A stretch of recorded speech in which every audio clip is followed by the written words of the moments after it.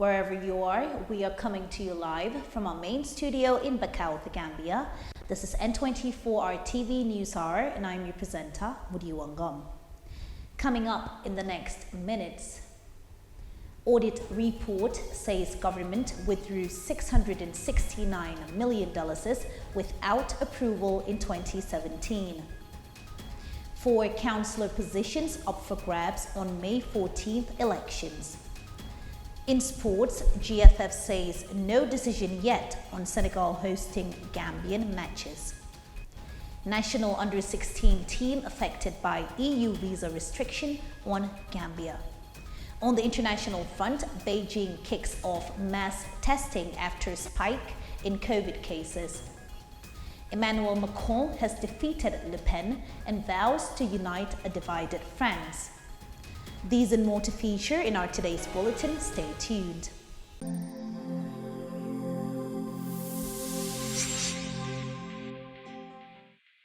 Many thanks for joining us. As this year's Ramadan draws to a close, we take a closer look at one of the energy-giving foods, dates. Dates, as a use for breaking fast among others, is a booming business in the month of Ramadan. But what triggers the business to rise in the Muslim holy month? In this report, Sajo S. Jame looks at the health benefits of eating dates during Ramadan, its Islamic perspective, and how its sellers are faring in this Ramadan. Consumption of high energy-giving foods is essential in fasting, and this is to give more strength and energy. Fasting consumes a lot of water and energy, thus for many is a prerequisite to break fast or eat more energy-giving foods after a day long of fasting. In the Gambia, one of the staple foods used in breaking fast during Ramadan is the highly revered fruit dates. Aside its economical benefits that booms during Ramadan due to its high demand, dates also have health benefits and religious connections. But what exactly are the health benefits of eating dates during Ramadan? Looking at dates, like we said, it's a nutritious substance, meaning it has valuable nutrients in it. It's a fruit. It belongs to the fruit and the vegetable group, but most precisely, it's a fruit. But when you look at it, when you look at all the characteristics of fruits, they are high in water, they are high in fiber, they are high in micronutrients. These are the vitamins and the minerals. This is without exception for dates. But one thing we should know also is that it's a dried form of a fruit, meaning the water content of it, the way in which we consume dates, it's in a dry form. So the water content is usually not that much, that have their juice in them. So looking at it, it's rich in calories, meaning it's high in carbohydrates. Over 70% of it is carbohydrates. And the type of carbohydrates you see in dates, just like all fruits, are what we call simple carbohydrates. They are easily digestible. They are the simple carbohydrates like the saccharose, the glucose, and the fructose. So you have carbohydrates, around 70% of it is carbohydrates, but also you find traces of protein, but also they are rich in micronutrients. Micronutrients, like I said, the vitamins and the minerals, potassium, phosphorus, some little amount of zinc and iron are also present in dates. So to give you a nutrition profile of dates, this is it.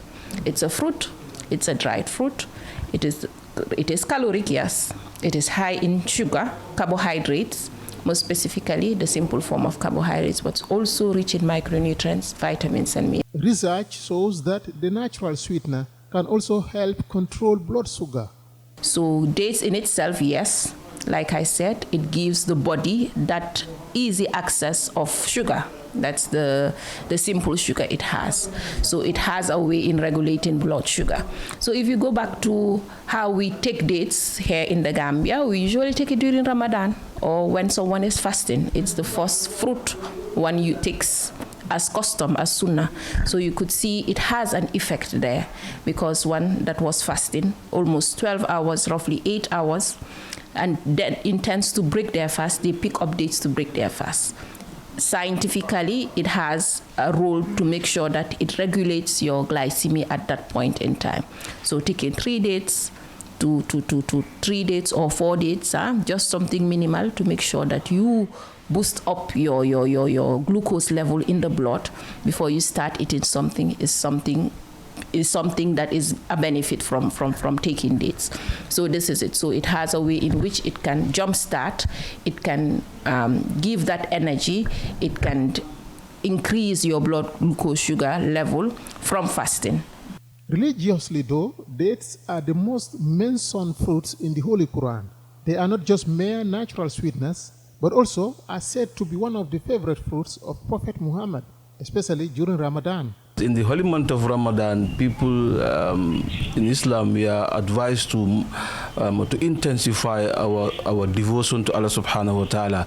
And in order to do that, especially at night, you need to have a stamina, you need to have that energy.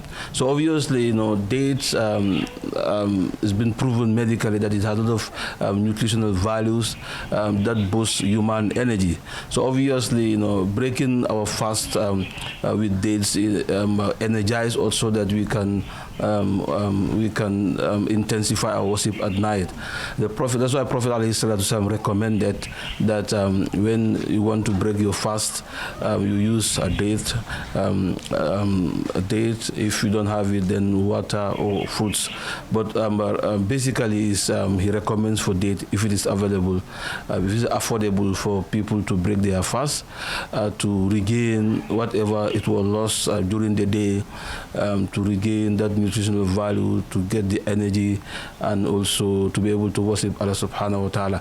And the most important thing is to earn a lot of reward, because it's commandment from Prophet alayhi salatu wasalam. Whatever he commands and you follow it, you gain a lot of reward. And in Ramadan, our rewards are multiple. It's not like any other month. So therefore, dates are very important. It has nutritional values, and taking them for iftar also, you following the footsteps of Rasulullah and that would earn a lot of rewards. So basically, these are two main important things about dates. Meanwhile, in the business aspect, there is a significant boom in the sales of dates as the demand surges during Ramadan. The business of Tandarma, we are selling kilo by kilo or $75 to $80. By carton, we're selling $700 to up to $750.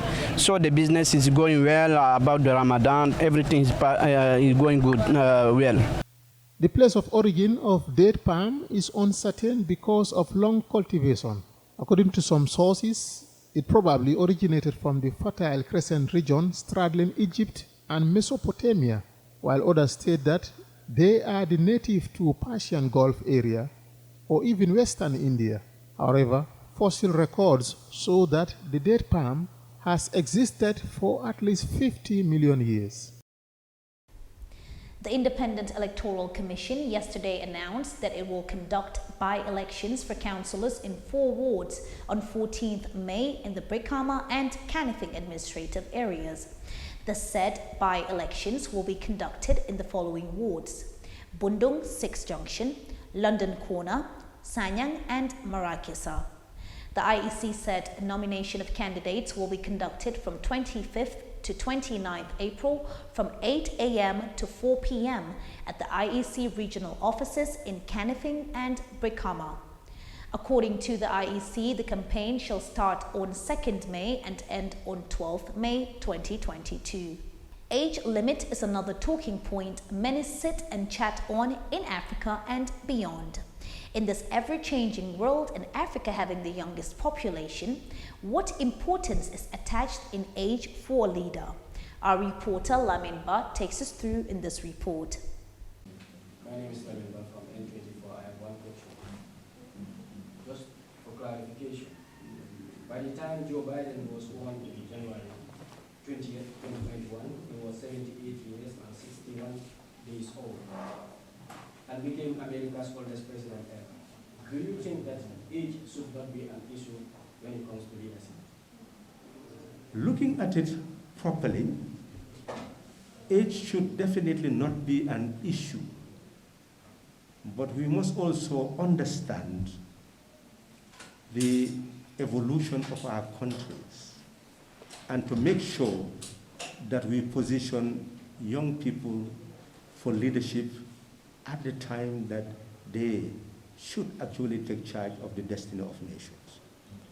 I am convinced that we would not run into such issues if our socialization process was up to standard.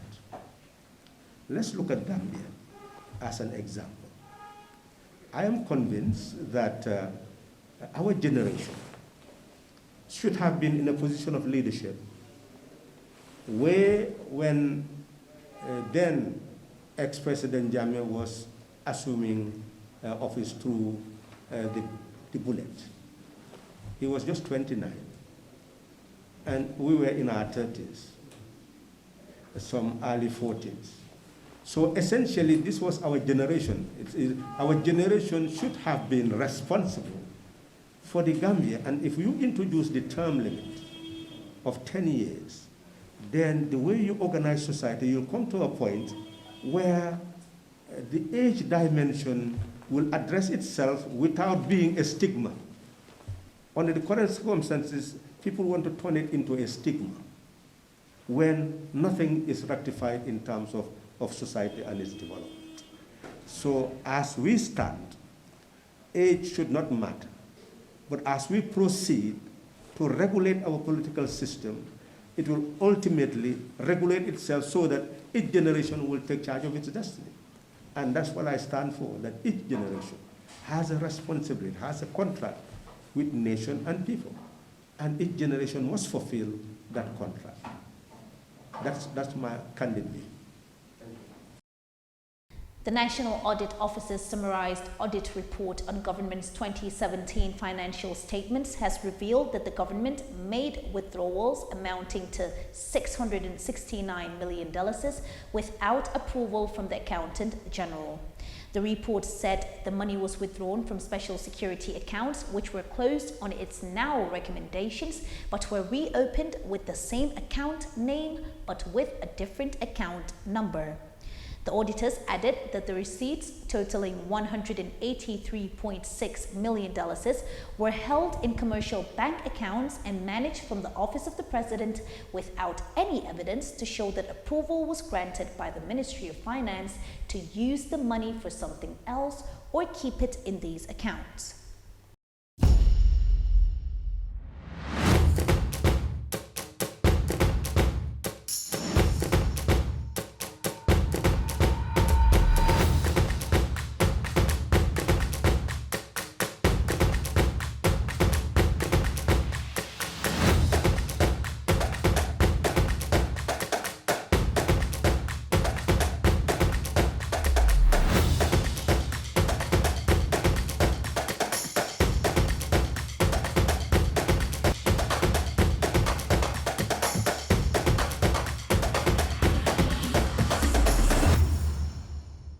In sports, the EU visa restrictions on the Gambia are beginning to bite. Last week, the Gambia under-16 national female team was denied visa to attend a function in Luxembourg organized by UEFA. The Gambia Football Federation GFF over the weekend made the announcement in a press statement, and it reads, "The Gambia Football Federation GFF regrets to announce that the female under-16 football team has been denied visa to travel to Luxembourg for the three-nation UEFA invitation tournament. The Schengen visa denial is as a result of the current restrictions placed on the Gambia by the European Union. Even after the intervention of UEFA as the organizers of the competition to treat the matter as a special case, the Belgian consulate denied the request for falling short of the 45-day requirement as a result of the change of venue from Liechtenstein to Luxembourg. However, UEFA has assured the GFF that it will continue to work with Football House in order to avert such scenarios for future competitions it end."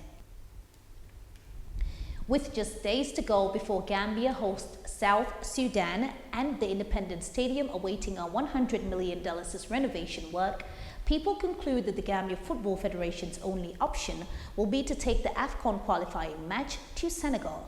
However, the GFF in a statement says no decision has been made so far on taking the match to Senegal. The Football House did not rule out making Senegal the first option should the Independence Stadium not be ready in time for the matches.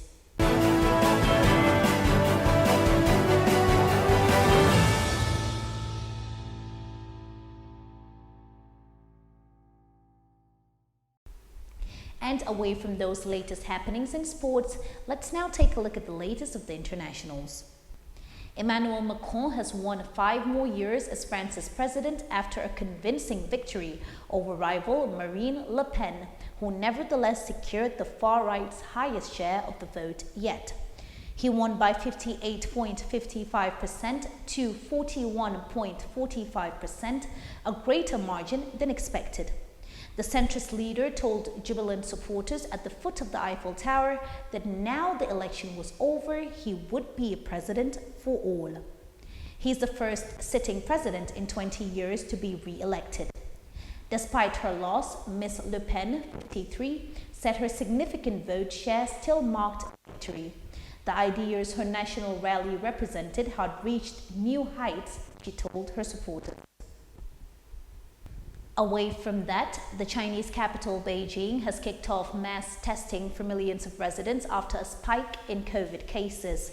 As the world seemingly loses focus and interest in COVID, China still continues its zero COVID-19 mission.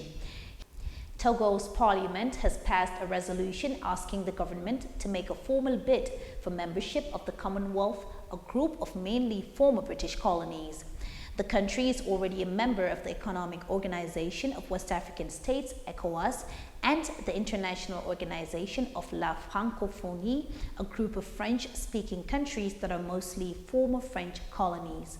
The resolution, passed on Friday, asked the government to submit its application for Commonwealth membership at the bloc's next summit in Rwanda in June. The West African nation embarked on the process of joining the Commonwealth in 2014. Viewers, that's all the time we have in today's bulletin, but keep connected to your favorite N24 RTV. Bye for now.